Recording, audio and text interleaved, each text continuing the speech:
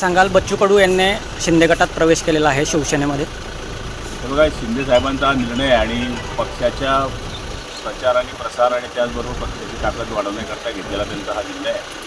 आणि बच्चू कडू हे आपल्याला माहिती आहे की अपंग दिव्यांगाकरता नेहमी काम करत असतात, शेतकऱ्यांकरता काम करत असतात. याचा निश्चितपणाने पक्षाला फायदा होणार. ते असं म्हणाले आहेत की मी पक्षप्रवेश केलेला असला तरी माझा जो अजेंडा आहे तो बदलणार नाही.